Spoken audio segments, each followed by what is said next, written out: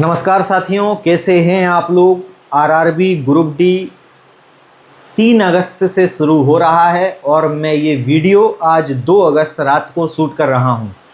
आपको ऐसे प्रकार के क्वेश्चंस को किस प्रकार से डील करना है, मेंसुरेशन का हमारा 3D का टॉपिक है। जल्दी से हम इसको कवर करेंगे 10-15 मिनट में जितना हो सकेगा। चलिए वीडियो को शुरू करते हैं, टाइम वेस्ट नहीं करना है। सबसे पहले रेक्टेंगल होता है 2D में। रेक्टेंगल को अगर हाइट और दे दी जाए तो ये क्यूबॉइड बन जाता है, मीन्स घनाभ बन जाता है। रेक्टेंगल को क्यूबॉइड अगर हाइट दे दो, केवल हाइट अगर और दे दो तो ये बन जाता है क्यूबॉइड। तो क्यूबॉइड में वॉल्यूम होता है L into B into H. L, B और H तीनों डायमेंशंस का मल्टीप्लाई कर दो, वो इसका वॉल्यूम होगा। सरफेस एरिया क्या होता है, 2 का मल्टीप्लाई रहेगा LB plus BH plus HL, ठीक है। और डायगोनल क्या होता है, under root L square plus B square plus H square, ठीक है। क्यूबॉइड हो गया। क्यूब क्या है, स्क्वायर को अगर हाइट दे दो तो क्यूब बन जाता है। तो वॉल्यूम क्या है, साइड का भुजा का क्यूब। सरफेस एरिया होता है 6 इंटू ए स्क्वायर। डायगोनल होता है √3 इंटू ए। कोण देख लेते हैं। कोण में क्या है, वॉल्यूम होता है 1/3 pi are square h. Curve surface area pi r l. Total surface area pi r l plus r. और स्लैंट हाइट जो होती है वो √r square plus h square. Cylinder में देखते हैं, हाइट और आर दिया है तो वॉल्यूम होता है pi are square h. Curve surface area 2 pi r h. Total surface area 2 pi r h plus r. Sphere में क्या होता है, वॉल्यूम 4/3 पाई आर क्यूब। इसका कर्व सरफेस एरिया नहीं होगा, टोटल सरफेस एरिया ही होगा, तो वो होता है 4 पाई आर स्क्वायर, ठीक है। हेमीस्फेयर अर्धगोला, इसमें वॉल्यूम हो जाएगा इसका आधा 2/3 पाई आर क्यूब। इसमें कर्व सरफेस एरिया निकलेगा क्योंकि ये जो सर्किल है ये एक सर्किल होगा और इसका कर्व सरफेस एरिया आएगा, वो होता है 2 पाई आर स्क्वायर। और टोटल सरफेस एरिया जो है वो है 3 पाई आर स्क्वायर। देखिए साथियों, ये 6 चीजें टोटल हैं जिनसे हमारे क्वेश्चंस ये सब बनते हैं। किस प्रकार के क्वेश्चंस हैं, इनको 2-2, 3-3 सेकेंड में कैसे उड़ाना है, हम यही सीखने वाले हैं। चलिए शुरू करते हैं क्वेश्चन नंबर 1 से।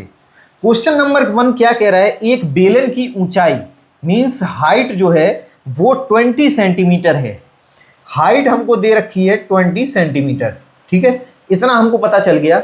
आरआरबी एनटीपीसी के सारे क्वेश्चंस हैं, मैंने एक पर लिख दिया है लेकिन सारे एनटीपीसी के क्वेश्चंस हैं। पार्श्व पृष्ठीय क्षेत्रफल मींस कर्व सरफेस एरिया पूछ रहा है CSA दे रखा है और टोटल वॉल्यूम पूछ रहा है। वॉल्यूम क्या होता है, बेलन का, सिलेंडर का volume pi are square H. देखिए पाई जो होता है वो 22/7 होता है, इंटू आर स्क्वायर रहेगा, इंटू एच दे रखा है 20, ठीक है। अभी हम आपको करके बता रहे हैं, ठीक है। आगे के क्वेश्चंस में हम ये सब नहीं करने वाले हैं मेरे साथियों। ऑप्शन से देखेंगे कि कौन सा ऑप्शन, ये सब कैलकुलेशन वगैरह तामझाम कुछ नहीं करेंगे। सबसे पहले ये पकड़ेंगे क्योंकि 11 मीन्स 22, 11 का मल्टीपल 22 है तो मीन्स 11 का मल्टीपल चेक करना थोड़ा टफ है, इसलिए हम पहले ये देख लेते हैं। 20 है अगर तो 2 गुणा 10 होना चाहिए। 2 गुणा 10 तो कोई जीरो जरूर होगा पीछे। देखिए इसमें नहीं है, ये ऑप्शन नहीं है, इसमें नहीं है, ये भी ऑप्शन नहीं है, इसमें नहीं है पीछे, ये भी ऑप्शन नहीं है। ऑप्शन डी इज करेक्ट, इसमें पीछे 0 है, तो यही एक ऑप्शन है। देखिए कैलकुलेशन किया नहीं किया, केवल और केवल हम सॉल्व करेंगे हमारे ये मल्टीप्लिकेशन मेथड से। हमने आपको इसको फॉर्मूला बताया, ये फॉर्मूले जब तक याद नहीं होंगे आपको थोड़ा सा आपको कठिनाई होगी, क्योंकि हमें ये देखना पड़ेगा कि H के प्रोपोर्शनल है वॉल्यूम या फिर H स्क्वायर के या फिर R स्क्वायर के या पाई के, किसके प्रोपोर्शनल है, वो हमें फॉर्मूले याद होने चाहिए। बाकी क्वेश्चंस 2 सेकंड में साफ हो जाएगा। देखिए क्वेश्चन नंबर 2 क्या कह रहा है, 5, 7 और 11 विमाओं वाले घनाभ का कुल पृष्ठीय क्षेत्रफल कितना है। देख लेते हैं। कुल पृष्ठीय क्षेत्रफल मींस टोटल सरफेस एरिया पूछा है, ठीक है। कुल पृष्ठीय क्षेत्रफल, टोटल सरफेस एरिया पूछा है, तो इसका क्या होता है फॉर्मूला, इसका होता है 2LB plus BH plus HL, ठीक है। अब LB दिया है, ये दिया सब कुछ है, हमें करना कुछ नहीं है। सबसे पहले हमें 2 दिया है इधर, तो हमारी आंखें खुल गई कि कोई भी संख्या होगी वो 2 का मल्टीपल जरूर होगी। चेक कर लीजिए 2 का मल्टीपल कौन सा है।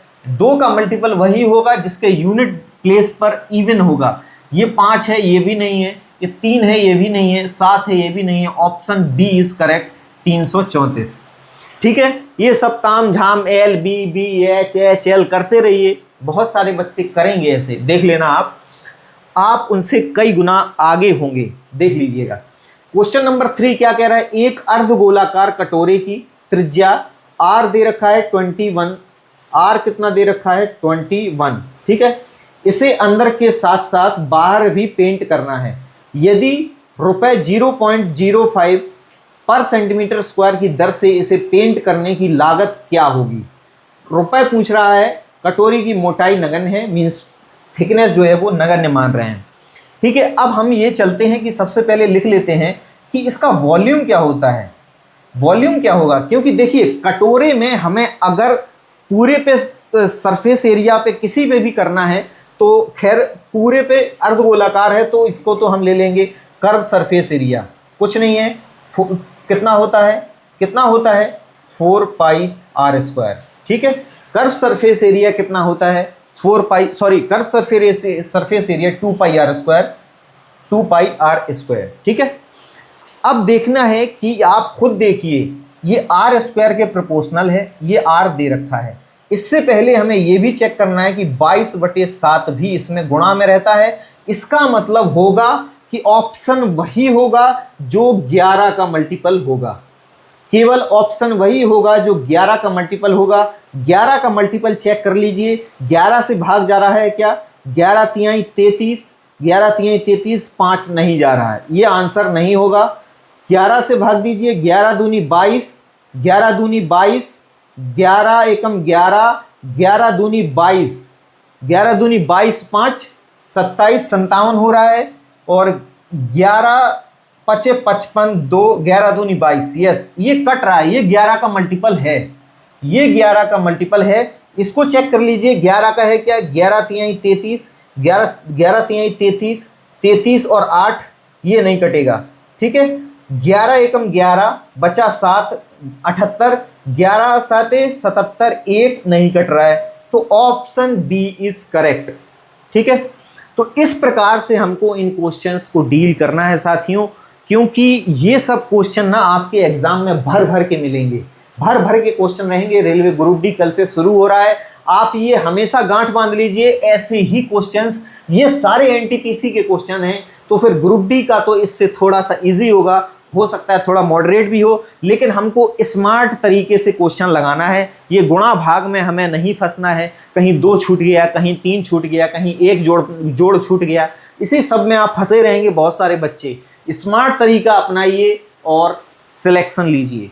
क्वेश्चन नंबर 4 की तरफ चलते हैं। एक विशाल शंकु का व्यास 14 है, मीन्स इसका जो आर है वो कितना दिया होगा 7 सेंटीमीटर। ठीक है, एक तो शंकु बोल रहा है। ठीक है, सबसे पहले आ जाओ क्या बोल रहा है, शंकु को भरने में कितना टाइम लगेगा।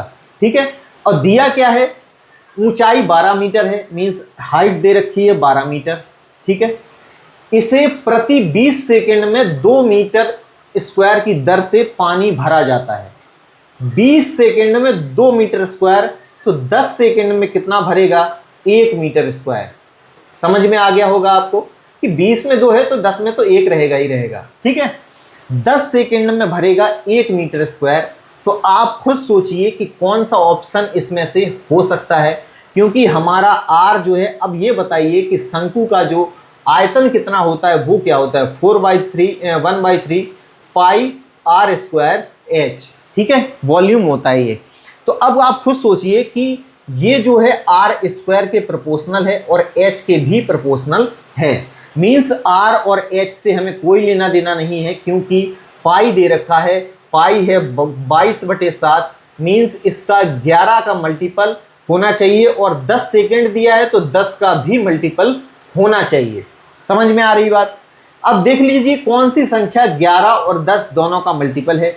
10 का मल्टीपल नहीं है जी नहीं, ये नहीं है, लास्ट में 0 आना चाहिए, ये भी नहीं है। ठीक है, अब ये 10 का मल्टीपल दोनों हैं। अब इनमें से कोई एक ऑप्शन है, तो 11 का मल्टीपल चेक कर लो। 11 पचे 55, 6 11 छिक्का 66 जी, ये ही हमारा आंसर है। ये भी 11 का नहीं है, 11 एकम 11, 1 13 नहीं कट रहा है, ये भी आंसर नहीं है। तो कुल मिला के हमारा अप्रोच क्या है? हमारा अप्रोच ओनली ऑप्शंस को सही पकड़ना है कि ये सब तामझाम में हमें नहीं फंसना है कि फॉर्मूला लगाएंगे फिर आंसर निकालेंगे फिर गुणा भाग करते रहेंगे, नहीं करना है। स्मार्ट अप्रोच के साथ चलिए, स्मार्ट अप्रोच, ठीक है। क्वेश्चन नंबर 5 क्या कह रहा है? एक लंब वृत्तीय बेलन, ठीक है, का आयतन दे रखा है, इतना है, ठीक है। बेलन का आयतन दे रखा है, इसका आधार क्षेत्रफल भी दे रखा है। बेलन का वक्र पृष्ठीय क्षेत्रफल क्या होगा? सबसे पहले तो ये देख लो कि वक्र पृष्ठीय क्षेत्रफल, कर्व सरफेस एरिया क्या होता है। वक्र पृष्ठीय क्षेत्रफल होता क्या है, तो हम उस हिसाब से फिर दिमाग लगा सकते हैं कि हमें किसका मल्टीपल चेक करना है। तो कर्व सरफेस एरिया अगर होगा तो वो पाई का मल्टीपल तो होगा ही होगा, ये तो 100% कन्फर्म है। और वैसे भी हम देख लेते हैं कि वहां पर दे रखा है 2 पाई आर एच, ठीक है, तो 2 पाई आर एच होता है, आपको लिख देते हैं ताकि कंफ्यूजन ना हो।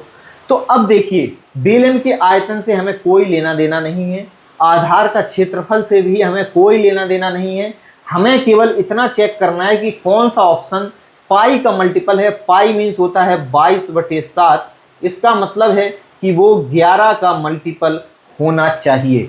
जो ऑप्शन 11 का मल्टीपल है वही आंसर है। तो 11 का मल्टीपल चेक कर लो, 11 चौक 44, 11 दूनी 22, option A is correct, option A is the answer. बाकी आप खुद चेक करो, आपका कॉन्फिडेंस बिल्ड होगा। 11 दूनी 22, 6 बच गया, 6 कटेगा नहीं कटेगा। 11 तिहाई 33, 3 बच गया नहीं कटेगा। 11 पचे 55, 3 बच गया नहीं कटेगा। तो खुद देख लीजिए आप लोग यार, खुद देखिए, ऐसे करने हैं क्वेश्चंस को इस प्रकार से।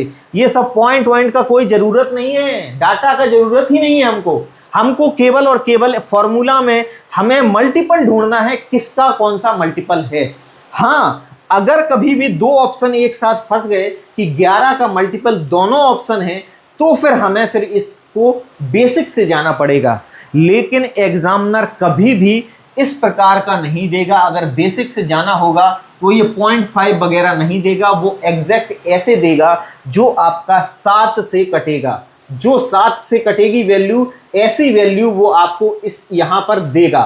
क्योंकि पेपर को बहुत ज़्यादा ना कॉम्प्लिकेटेड नहीं बनाना है, बच्चों को केवल आईक्यू चेक करना है, उनका आईक्यू कितना है। कुल मिला के 7 का मल्टीपल देगा वो, इनमें से कोई एक चीज़, तो 7 हमारा उड़ जाएगा नीचे से और फिर हम लोग आसान कैलकुलेशन हो जाएगी। अभी क्या है, हमें 22/7 था, तो 22 का मतलब 11, 11 का मल्टीपल इनमें से चेक कर लिया, वही हमारा आंसर हो गया। ठीक है, क्वेश्चन नंबर 6 की तरफ चलते हैं। क्वेश्चन नंबर 6 क्या है? एक लंब वृत्तीय शंकु के आधार की त्रिज्या 9 सेंटीमीटर है। आधार की त्रिज्या 9 सेंटीमीटर है, ठीक है, तथा इसकी तिर्यक लंबाई मींस एल दे रखा है, कितना है? 49। शंकु का कर्व सरफेस एरिया क्या होगा?